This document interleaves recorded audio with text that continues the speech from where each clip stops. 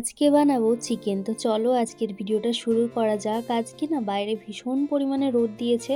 তো সকাল থেকেই ভীষণ গরম লাগছে, তাই ভাবলাম যে সকাল করেই রান্নাটা করে নিই। আমার রান্নাবান্না মোটামুটি হয়ে গিয়েছিল ওই 11:30টার মধ্যে, যেহেতু আমি প্রায় 9:30টার থেকে রান্নাটা শুরু করেছিলাম। তো ওই দিন বিরিয়ানি বানিয়েছিলাম, তো খানিকটা চিকেন রয়ে গিয়েছিল। যেমন তার মধ্যে ছিল চিকেনের আর কি অনেক কিছু ছিল, হাড়গুলো বেশি ছিল, কারণ মাংসটা তো পুরোই বিরিয়ানি বানিয়েছি, তো হাড়গুলো রয়ে গিয়েছিল। তো সেটাই আর কি বানাবো। মাংসটাকে ধুয়ে নিয়ে এসে ভালো করে নুন, হলুদ, তেল আর হচ্ছে টক দই, কাঁচা লঙ্কা বাটা এগুলো মাখিয়ে রেখে দিয়েছি। তো ভাবলাম যে আর দেরি করে লাভ নেই, তাই রান্নাটা শুরু করে দিই।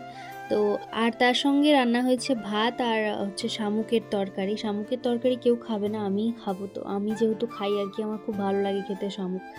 তো যাই হোক, আমি মাংসটা আজকে অন্যরকমভাবে রান্না করছি। আমি প্রত্যেক রকম আর কি রান্না করার ট্রাই করি। প্রত্যেকবার সেম প্রসেসে আমি মাংসর ঝোল বানাই না, কখনো কখনো অন্যরকমভাবে বানাই।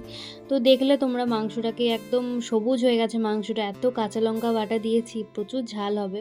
আর আজকে না ঝাল ঝাল খেতে বেশ ইচ্ছে করছে, তো সেই জন্যে আর কি ঝালটা দেওয়া। তো প্রথমে তেল গরম করে পেঁয়াজটাকে ভেজে নিয়েছি, আর তারপর ওই যে ম্যারিনেট করে রেখেছিলাম চিকেনটা, তো সেটাকেই ভালো করে দিয়ে আর কষিয়ে নিচ্ছি।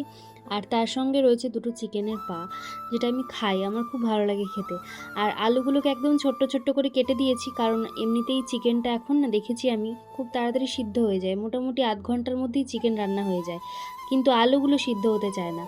তো সেই জন্যই আর কি চিকেনটাকে আমি আলুগুলোকে আর কি ভালো করে ছোট ছোট করে কেটে দিয়েছি। আর এই দেখো মাংসটা কিন্তু এখন কষানো হয়ে গেছে, কি সুন্দর লাগছে না। লঙ্কার গুঁড়ো একদমই দিইনি, কারণ কাঁচা লঙ্কা দিয়েছি যেহেতু, তাই কালারটা আসছে না, কিন্তু খেতে না দুর্দারুণ হয়েছিল। তো তোমাদেরকে দেখাচ্ছি কেমন লাস্টে আর কি ফটোটা, কারণ আমার কাছে ভিডিও করা হয়নি, ভুলে গিয়েছিলাম, তো সেই জন্য একটা ফটো তুলে রেখেছিলাম। এইটা হচ্ছে রান্না করার পরের চিকেনটা লাগছিল দেখতে। তো কেমন লাগলো জানিও, আমার তো বেশ ভালো লেগেছে আজকের রান্নাটা।